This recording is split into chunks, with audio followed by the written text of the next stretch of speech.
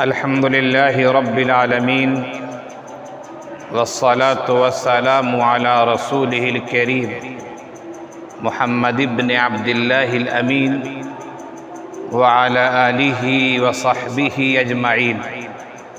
أما بعد، فإن الله تبارك وتعالى قال في القرآن المجيد: أعوذ بالله من الشيطان الرجيم، بسم الله الرحمن الرحيم.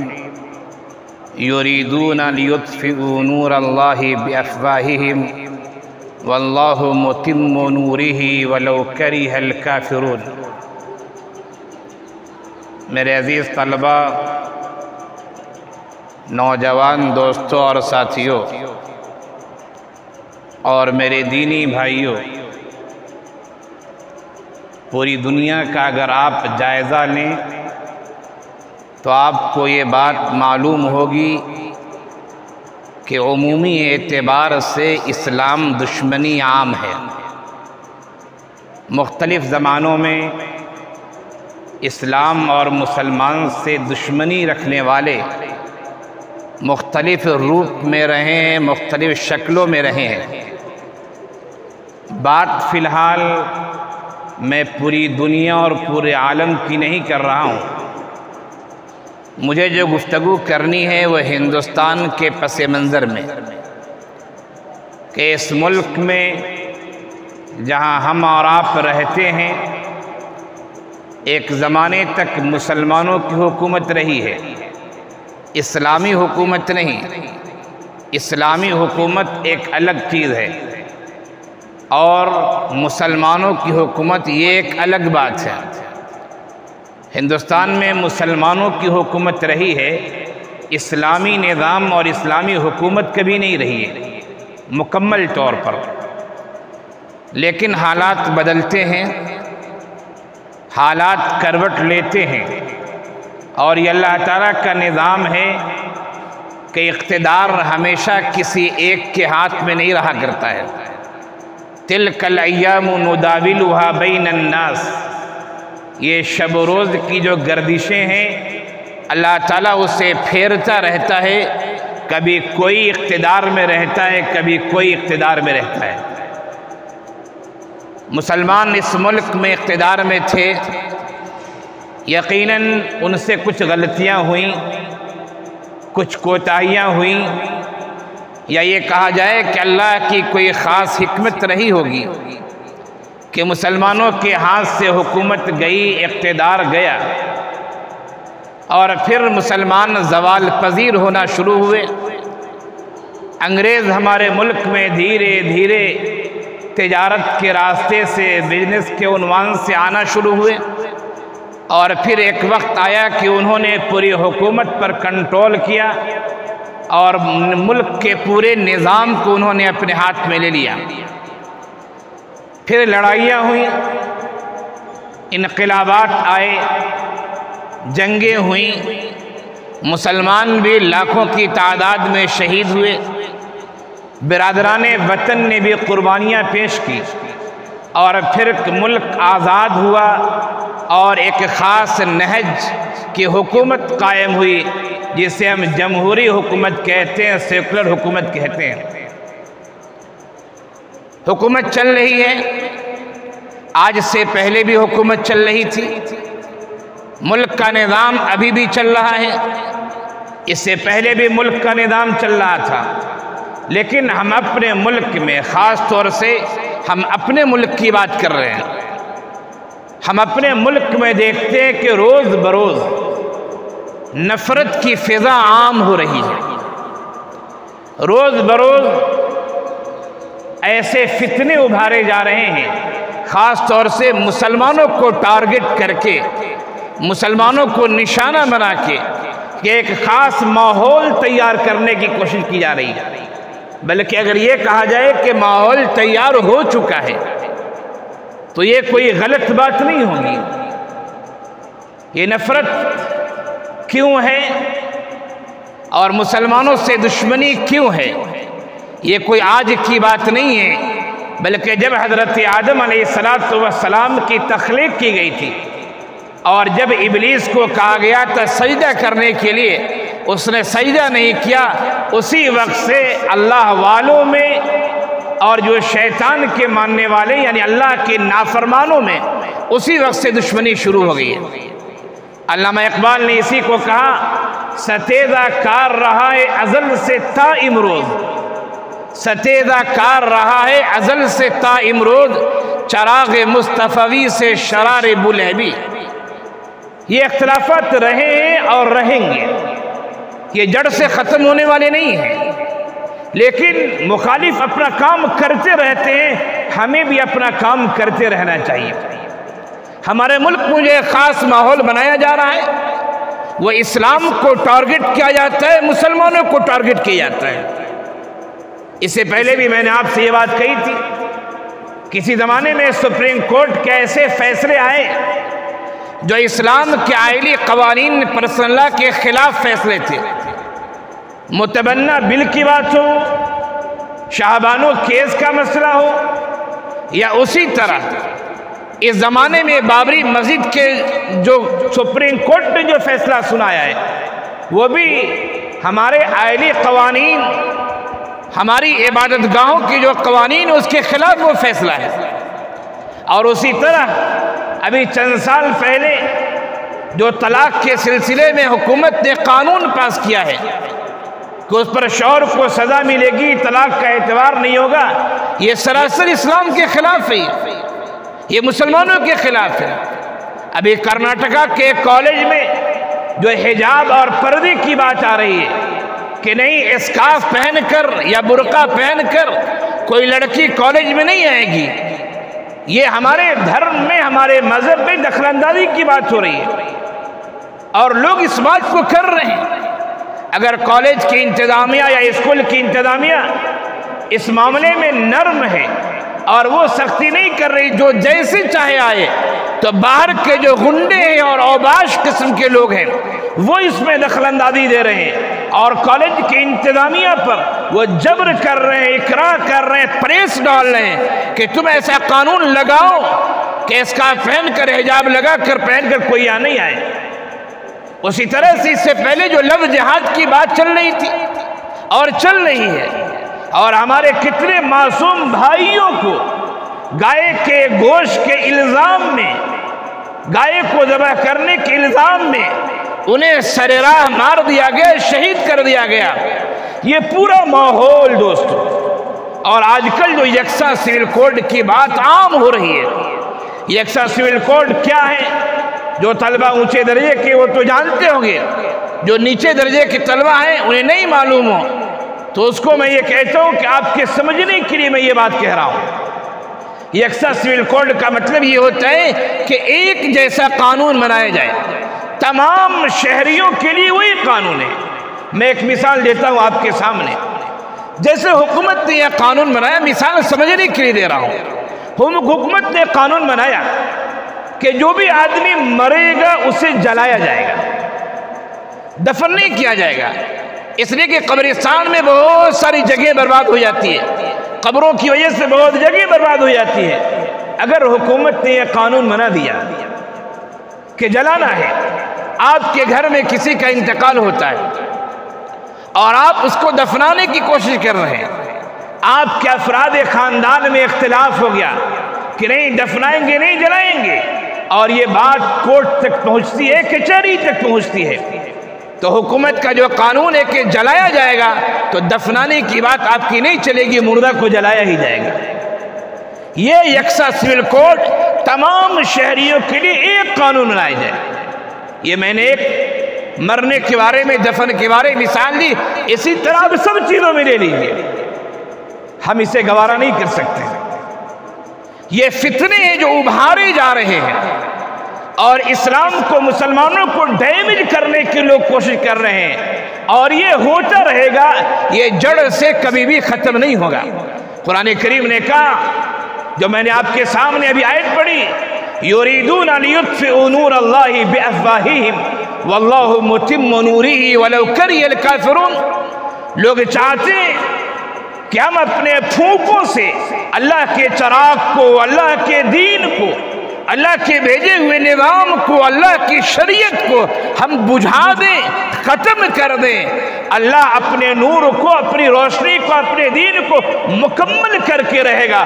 وَلَوْ كَرِهَ الْكَافِرُونَ، کافروں کو ناگوار گزرے تو گزرے، شور مچانے والے مچاتے رہے، ہنگامہ کرنے والے ہنگامہ کرتے رہے، لیکن اللہ تعالیٰ اپنے دین کو مکمل کر کے رہے گا، اور اللہ نے اپنے اس دین کو مکمل کر دیا ہے۔ دنیا کے ایک بڑے حصے پر مسلمانوں کی حکومت نہیں۔ آج دنیا کا کوئی ایسا ملک نہیں ہے جہاں اسلام کے ماننے والے نہ ہوں۔ یہ الگ بات ہے، اتار چڑھاؤ آتے رہتے ہیں۔ ہندوستان سے وہ اسلام کو ختم کرنا چاہتے ہیں، اسلام ختم نہیں ہوگا، مسلمان ختم نہیں ہوں گے، ہاں ہچکولے کھاتے رہیں گے اگر ہم نے اپنے آپ کو سنبھالا نہیں تو، اگر ہم نے حالات کو نہیں سمجھا۔ ہم بیمار ہو چکے ہیں، اپنے بیماری کا علاج نہیں کر رہے ہیں تو پھر یقیناً ہم بیماری سے مغلوب ہو جائیں گے، لیکن اگر ہم علاج کر رہے ہیں تو یقیناً زندگی کی امید باقی رہے گی۔ علامہ اقبال نے کہا تھا، بہت خوب کہا ہے کہ جہاں میں اہل ایمان صورت خورشید جیتے ہیں، تم سمجھتے ہو کہ اسلام کو مسلمانوں کو مٹا دیں گے؟ اسلام اور مسلمان مٹنے والی نہیں ہے، یاد رکھنا، جہاں میں اہل ایمان صورت خورشید جیتے ہیں، جہاں میں اہل ایمان صورت خورشید جیتے ہیں، ادھر ڈوبے ادھر نکلے، ادھر ڈوبے ادھر نکلے۔ کہیں مسلمان زوال میں آتا ہے، کہیں عروج میں ہوتا ہے، اور کہیں عروج میں ہوتا ہے تو کہیں زوال میں ہوتا ہے۔ یہ نظام یہ چلتا رہے گا، یہ اسلام ختم ہونے والا نہیں ہے، تو لاکھ کوشش کر لو، ہاں اگر ہم نے اس کے بارے میں محنت نہیں کی، ہم نے دفاع نہیں کیا، اقدام نہیں کیا، تو ہم گنہگار ہوں گے۔ تو میرے عزیز طلبہ، ملک کا جو ماحول ہے اس سے اچھی طرح آپ جان رہے ہیں۔ بس یہ کہا جائے کہ ملک کے اقتدار پر جو لوگ ہیں، یا ملک میں ایک طاقت ہے، ایک فرقہ ہے جو نفرت کو ہوا دے رہا ہے، اور وہ یہ چاہتا ہے کہ مسلمان اپنی شناخت کو کھو دے، یا اگر مسلمان اس ملک میں رہنا چاہتا ہے تو اپنے دین کو چھوڑ کے رہے، اور اس بات کو ہم کبھی گوارا نہیں کر سکتے ہیں۔ مفکر اسلام حضرت مولانا علی میاں ندوی علیہ الرحمہ نے کہا تھا کہ تم فرائض کی بات کرتے ہو کہ ہم اذان دینا چھوڑ دیں، مسجدوں میں تالے لگا دیں، تم فرائض کی بات کرتے ہو، ہم تو ایک سنت اور ایک مستحب عمل سے بھی دستبردار ہونے کے لیے کبھی تیار نہیں ہو سکتے۔ ہم اس ملک پہ اپنی شناخت کے ساتھ رہیں گے، اور ہمیں رہنا چاہیے۔ غیر کیا چاہتے ہیں؟ تمام غیر نہیں، تمام برادران وطن نہیں، لیکن ایک فرقہ ہے، ایک ٹولی ہے، ایک جماعت ہے جسے نفرت کی علمبرداری کیا اور نفرت کے جھنڈے کو اٹھا رکھا ہے۔ وہ طبقہ یہ چاہتا ہے کہ اسلام کی شناخت ختم ہو جائے، یا اگر مسلمان رہے تو ایسے رہے کہ پتہ ہی نہ چلے۔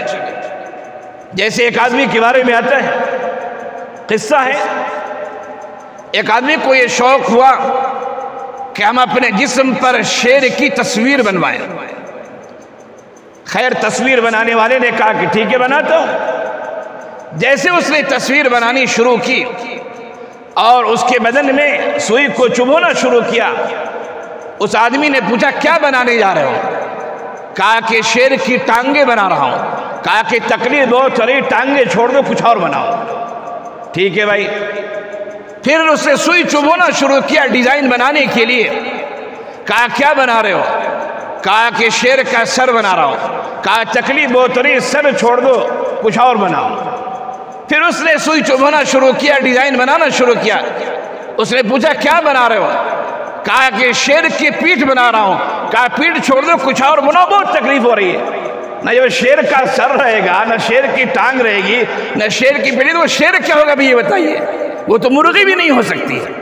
تو ہمارے برادران وطن یہ چاہتے ہیں کہ ہم نام کے مسلمان رہیں، ہمارے چہرے سے اسلام نہ جھلکے، ہمارے گھروں سے اسلام نہ جھلکے، ہماری اولاد سے اسلام کا مظاہرہ نہ ہو، ہماری زبان سے اسلام کا مظاہرہ نہ ہو، صرف ہمارا نام مسلمان کا رہے۔ کیا ہم اور آپ اس کو برداشت کر سکتے ہیں؟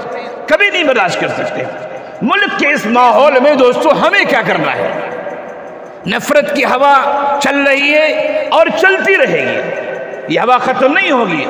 ہاں، اس میں اتار چڑھاؤ آتے رہیں گے، کبھی آندھی آئے گی، کبھی ہلکی ہوا آئے گی، کبھی ہوا رک جائے گی، لیکن ملک کا جو ماحول اور ملک کا جو پس منظر اور پیش منظر بتا رہا ہے وہ یہ بتا رہا ہے کہ حالات کلی طور سے ٹھیک ہونے والے نہیں ہیں۔ ہم قیامت سے قریب ہو رہے ہیں، اور قیامت سے جب قریب ہوں گے تو حالات اچھے نہیں ہوں گے، حالات بگڑیں گے، دین پہ چلنا اور مشکل ہو جائے گا۔ اللہ کے رسول صلی اللہ علیہ وسلم نے فرمایا ایک وقت ایسا آئے گا جس طرح آدمی کے لیے اپنے ہاتھ میں انگارے کو رکھنا مشکل ہوگا۔ ایک آدمی آگ کے انگارے کو اپنے ہاتھ میں نہیں رکھ سکتا۔ فرمایا آگ کے انگارے کو ہاتھ پر رکھنا جتنا مشکل ہوگا، فرمایا اس سے زیادہ مشکل یا اسی طرح دین پر چلنا مشکل ہوگا۔ داڑھی رکھو گے لوگ مذاق اڑائیں گے داڑھی کٹواؤ، حجاب ہماری عورتیں لگائیں گی لوگ مذاق اڑائیں گے حجاب ہٹاؤ، اذان سن کے دکان بند کریں گے لوگ کہیں گے پاگل ہو گیا ہے، یہ تو کاروبار کا وقت ہے، دکان بند کر کے کہاں جا رہا ہے، ہمارے کرتے پجامے کو دیکھ کر پتہ نہیں کیا کیا کہیں گے۔ وہ کہنے والے کہتے رہے حالات خراب ہوں گے، ہمیں اپنے اسلام پر قائم رہنا ہے۔ ایسے ماحول میں کرنا کیا ہے دوستو؟ دو تین باتیں آپ سے کہنی ہیں۔ پہلی بات تو دوستو یہ ہے کہ ماحول جو ہے وہ شر کا ماحول ہے، اور یہ شر بڑھتا رہے گا، کم نہیں ہوگا، لیکن ہمیں نا امید نہیں ہونا ہے، ہمیں حوصلہ رکھنا ہے اور یہ سمجھنا ہے کہ اللہ تعالیٰ اسی شر سے انشاءاللہ خیر پیدا کرے گا۔ اللہ کر سکتا ہے۔ عسى ان تكرهوا شيئا وهو خير لكم وعسى ان تحبوا شيئا وهو شر لكم والله يعلم وانتم لا تعلمون۔ ہو سکتا ہے جس چیز کو تم برا سمجھ رہے ہو اسی میں خیر ہو، اور جس چیز کو تم اچھا سمجھ رہے ہو اس میں برائی ہو۔ اللہ جانتا ہے، تم نہیں جانتے، تو ہمیں گھبرانا نہیں ہے، حوصلہ رکھنا اور یہ سمجھنا ہے ہو سکتا ہے اللہ نے اسی شر میں خیر رکھا ہو، اور پھر ہمیں خیر کے کام کرتے رہنا ہے، ہمیں کوشش کرنا ہے، ہمیں آگے بڑھنا ہے، اپنی تہذیب کو اختیار کرنا ہے، چھوڑنا نہیں ہے، ہمیں اپنے دین کو پوری طرح اختیار کرنا، اسے چھوڑنا نہیں ہے، اور جہاں تک ہو سکے ہمیں اگلے دوسرے کام بھی کرنے ہیں۔ انشاءاللہ اس شر میں خیر کا پہلو ہوگا۔ خاص طور سے ابھی جو حضرات اقتدار پہ ہیں ان کی امت ختم ہو جائے، دیکھیے ملک کا نقشہ کچھ اور ہو جائے گا۔ وہ اپنے طاقت کے بلبوتے پر غرور کر رہے ہیں، تکبر کر رہے ہیں، آج ان کی اکثریت ہو گئی ہے تو اپنے آپ کو یہ سمجھتے ہیں ہم جو چاہے کر دیں، لیکن اگر ہم نے اپنی تہذیب کو اختیار کی حالات بدلیں گے، حالات کروٹ لیں گے۔ حوصلہ رکھے، ہمت رکھے، قدم آگے بڑھائے، انشاءاللہ اس شر کے ماحول سے اللہ تعالیٰ خیر پیدا کرے گا، ضرور پیدا کرے گا انشاءاللہ۔ نا امیدی کفر ہے، ہمیں نا امید نہیں ہونا ہے۔ یہ تو پہلی بات ہوئی کہ ہمیں جو کرنا ہے وہ یہ کہ شر سے خیر کے پیدا ہونے کی امید رکھنی، حوصلہ رکھنا ہے۔ دوسری بات دوستو یہ ہے کہ ایسے جب حالات آتے ہیں، ہم پر حملہ ہو رہا ہے، آپ کو کوئی مار رہا ہو تو آپ کیا کریں گے؟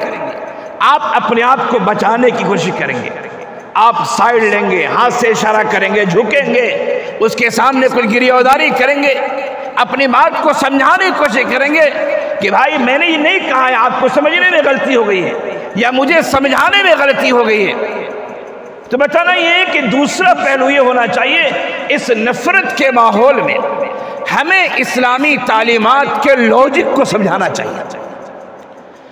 فقیہ الامہ حضرت مولانا قاضی مجاہد اسلام علیہ الرحمہ نور اللہ مرقدہ دبئی میں ایک مسجد میں تقریر کر رہے تھے، تقریر سے فارغ ہوئے تو سوال و جواب کی مجلس لگی، تو ایک آدمی نے سوال کیا کہ مولانا پوتے کو وراثت میں حصہ کیوں نہیں ملتا ہے؟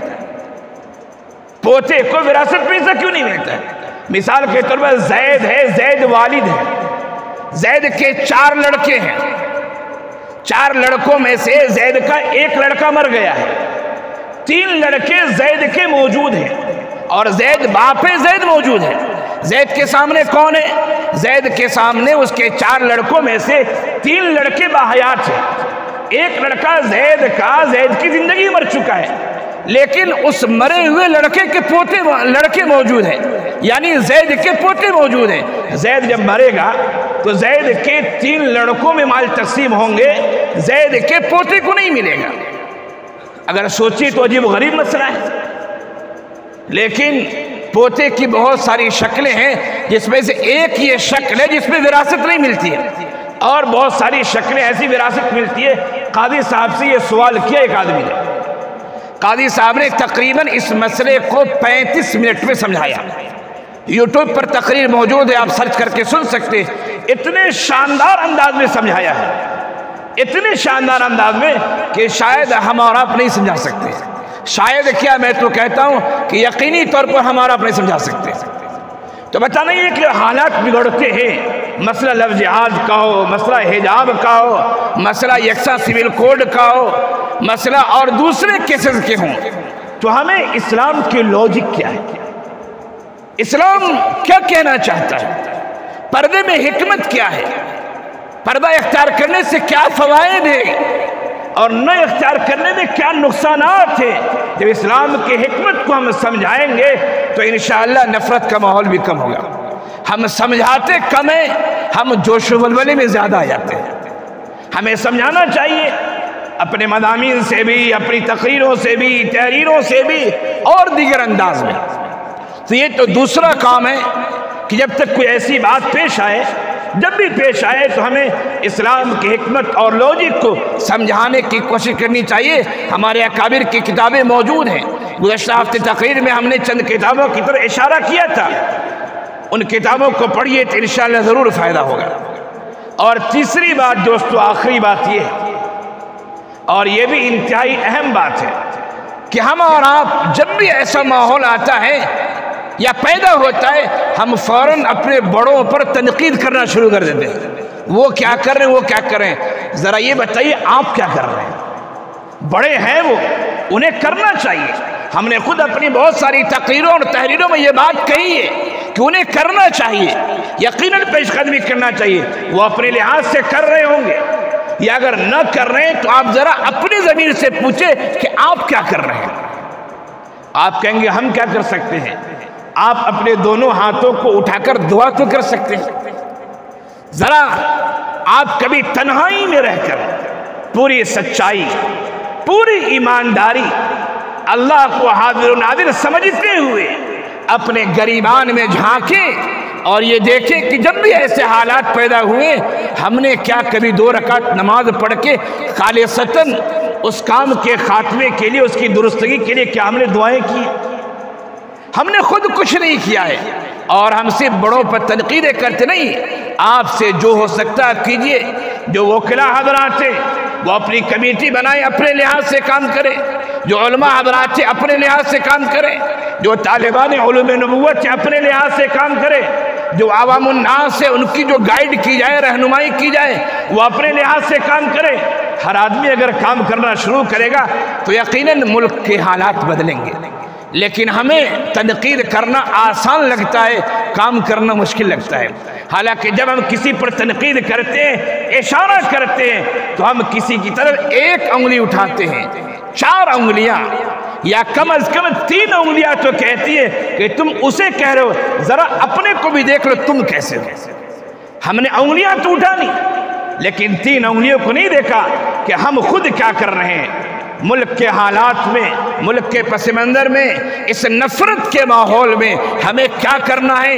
3 باتیں ہم نے بتائی آپ کو۔